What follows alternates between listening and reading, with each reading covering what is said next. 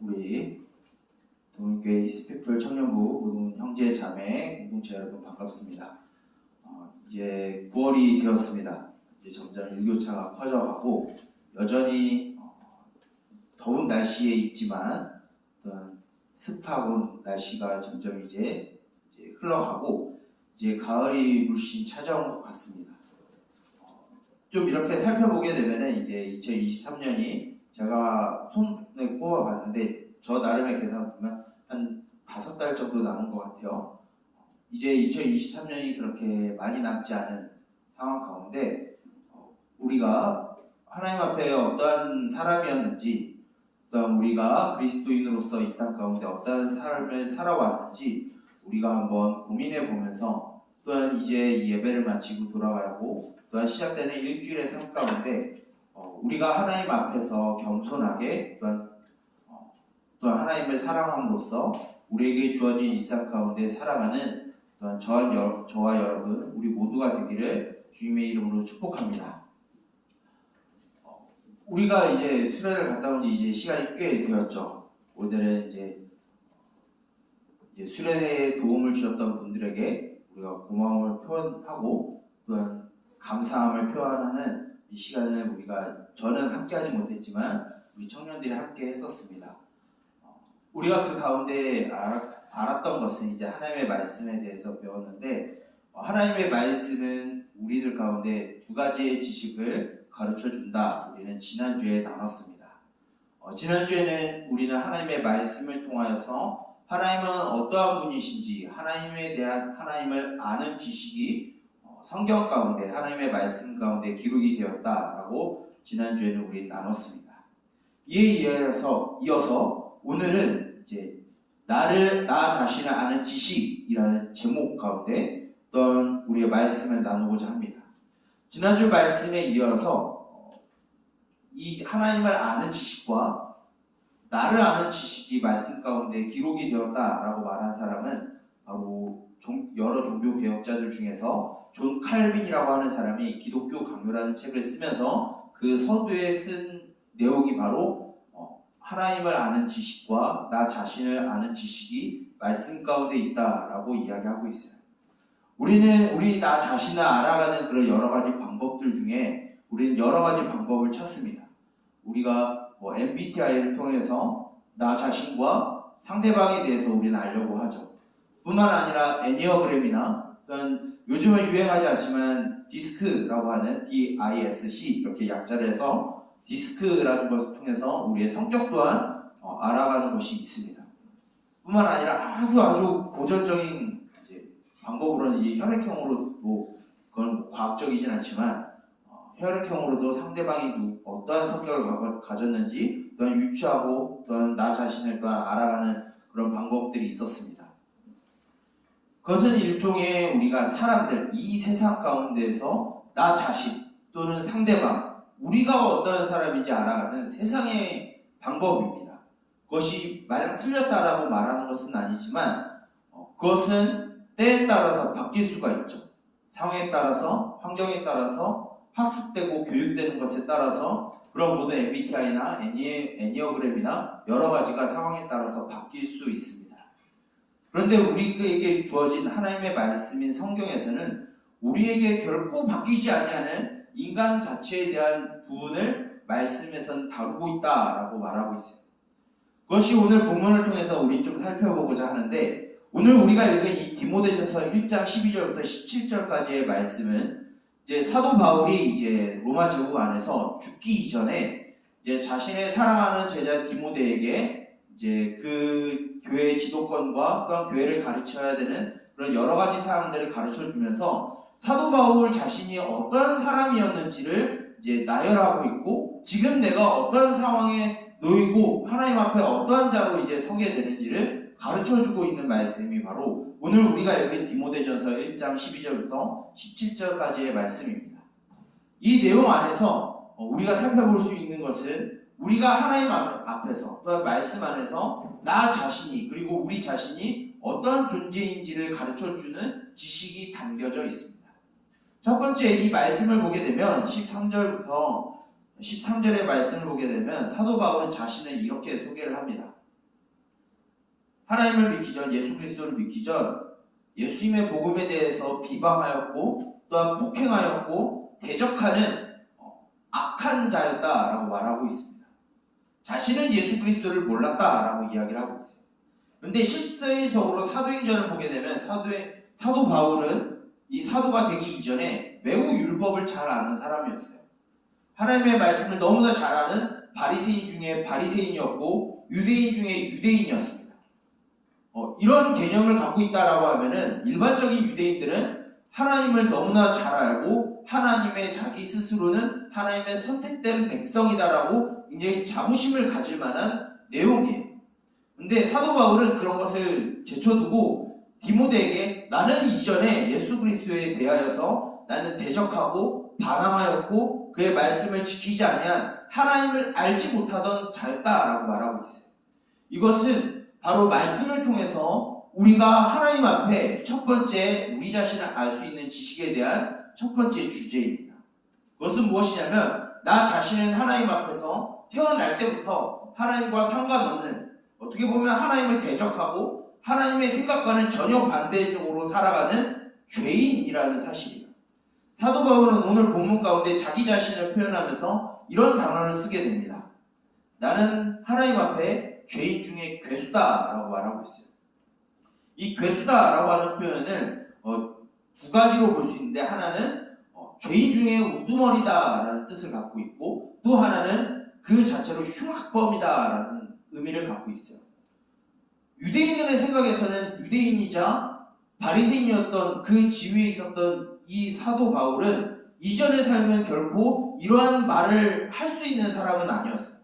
굉장히 율법에 완전한 사람이었고 율법에 대하여서 하나님에 대하여서 자기 스스로 굉장한 지식을 갖고 있다라고 자부하던 사람이 지금 자신의 사랑하는 제자 앞에서 나는 하나님을 알지 못하였던 자였고 하나님을 대적하였던 자였고 그런 죄인 중에서 내가 우두머리였고 흉악범이었다라고 말하고 있습니다. 이것을 가르쳐주는 이유는 사도 바울 자신이 특출한 죄인이라는 것이 아니라 사도 바울을 포함하여서 모든 이들이 이 죄인 중에 있음을 가르쳐주고 있어요. 이 죄인이다라고 말을 할 때 우리는 간혹 오해를 하는 경우가 있습니다. 난 사람을 죽이지 않았는데요. 난 사기를 치지 않았어요. 나는 성범죄를 저지르지 않았는데 내가 왜 죄인이죠? 라고 말할 수 있습니다. 근데 성경에서 죄인이다라고 하는 그 개념은 우리가 어떤 행위를 치름으로 인해서 죄인이 되었다는 것이 아니라 우리가 살아가는 그 삶 자체의 현상이 지금 죄악된 상황이 있다.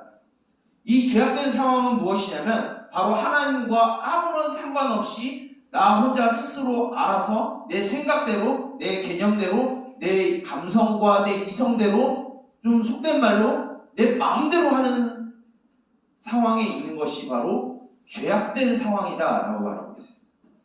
우리는 하나님 앞에서 바로 이러한 존재다라고 사도 바울을 통해서 오늘 우리들에게 가르쳐주고 있어요. 누군가는 윤리적으로 도덕적으로 뛰어나다라고 해도 믿지 않는 사람들이 이 부분에 대해서 공격할 수 있어요. 윤리적이고 도덕적인 사람이 어떻게 죄인이냐라고 말할 수 있는데 성경에 근거하면은 모든 사람이 죄인이다라고 말하고 있습니다.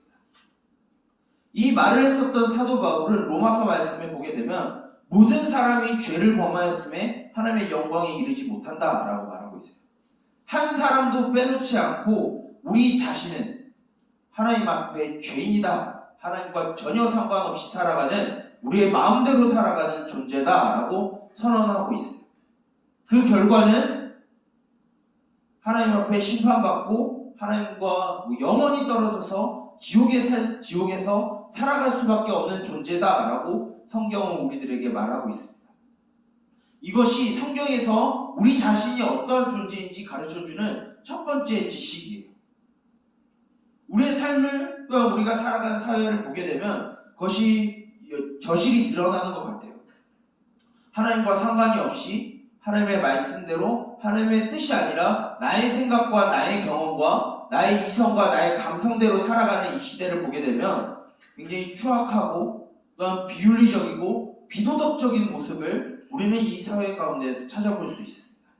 그것은 무엇이냐면 우리 한 사람 한 사람 또한 한 세계상에 있는 모든 한 사람 한 사람이 죄인으로 이 땅 가운데 있기에 이 세상은 하나님과 대적할 수밖에 없고 하나님을 반대할 수밖에 없고 하나님과 전혀 상관없는 상태로 살아가는 것이 바로 인간이 살아가는 삶이다. 요즘 계속해서 사회에 벌어지는 이런 흉악 범죄들이 일어나는 것에 대해서 우리는 냉정하게 말하면 놀랄 필요가 없습니다. 냉정하게 이야기하면. 왜냐하면 모든 사람이 하나님과 상관이 없는 죄인의 상태에 있기 때문에 우리가 비록 그런 행동을 하지 않는다 할지라도 이 사회는 그렇게 하나님과 떨어지면 떨어질수록 흉악한 범죄들이 일어나는 것이 당연한 겁니다.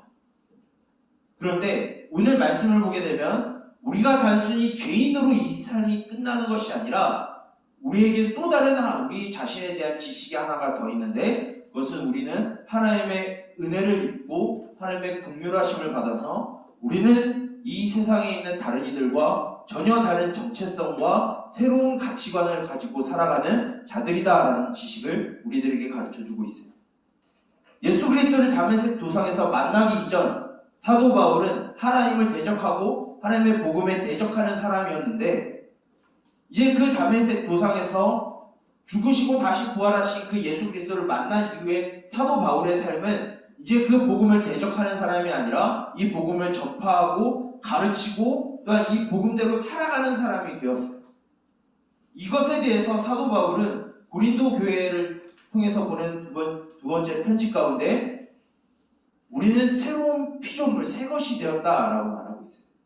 이전에 우리는 계속해서 하나님과 상관없는 삶, 우리의 마음대로 살아가는 삶, 하나님을 대적하는 삶을 우리가 지금까지 살아왔다라고 하면 예수 그리스도를 믿음으로 인해서 우리는 전혀 새로운 정체성을 갖고 이 땅 가운데 살아가는 새로운 존재로 우리는 살아간다라고 말하고 있습니다. 우리를 자신을 아는 지식이 바로 이 두 번째는 바로 하나님의 긍휼을 입고 하나님의 백성된 자가 바로 우리에 대한 지식입니다. 첫 번째는 우리가 하나님을 대적하는 죄인이다라는 것이 우리의 첫 번째 지식이다라고 하면 우리에 대한 지식은 그것으로 끝나는 것이 아니라 하나님의 백성으로서 전혀 새로운 정체성과 이 세상과 다른 신분을 가지고 우리는 이 땅에 살아가고 있다는 것을 성경은 우리에게 가르쳐주고 있습니다. 그렇다면 우리들은 어떠한 존재냐면 이제는 하나님께 속하여서 하나님의 긍휼 안에서 살아가는 존재라는 거예요. 그분을 닮아가는 존재가 되었다라고 말하고 있습니다. 그리고 우리는 계속해서 그 하나님의 성품을 닮아가는 과정 가운데 있다라고 말씀은 우리들에게 가르쳐주고 있어요.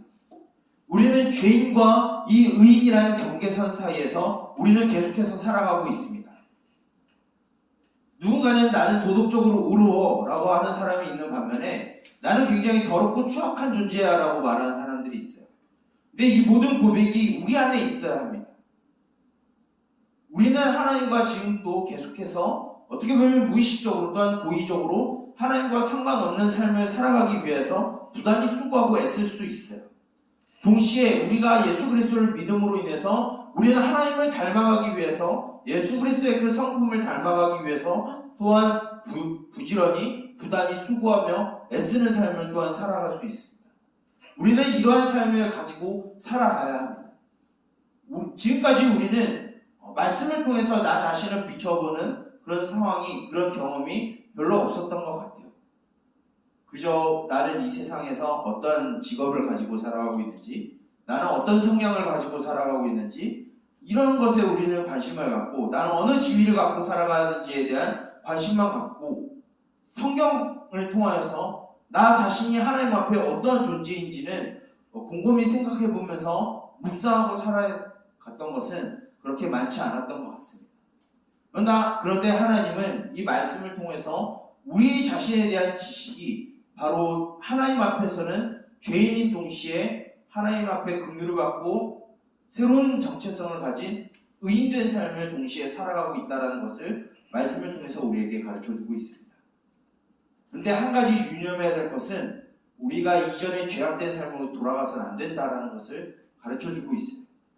오늘 마지막 부분을 보게 되면 사도 바울은 우리들이 바라봐야 되는 그 마지막의 모습은 하나님의 영광 가운데 함께 있는 것을 가르쳐주고 있습니다. 하나님의 영광을 찬양하고 그것에 대한 감사에 대한 찬양으로 오늘 말씀을 마치고 있어요.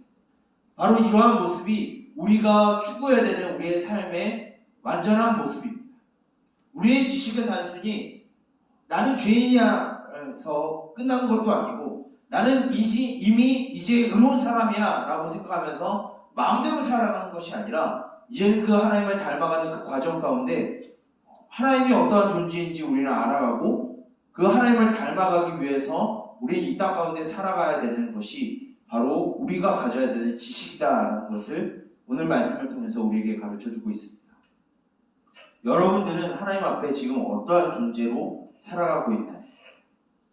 여전히 하나님의 말씀에 대적하여서 하나님의 말씀에 관심 없이 하나님의 뜻과는 전혀 상관없이 나의 생각과 나의 경험과 나의 지식대로만 살아가기 원하는 그런 죄악된 삶을 살아가고 있나요? 아니면 비록 내가 아직은 죄악된 삶을 살아가고 있고 하나님의 뜻에는 여전히 만족하지 못하는 삶을 살아가고 있지만 그럼에도 불구하고 하나님을 닮아가기 위해서 부단히 수고하며 애쓰는 그 과정 가운데 살아가는 그런 환경 가운데 그런 믿음 가운데 살아가고 있나요?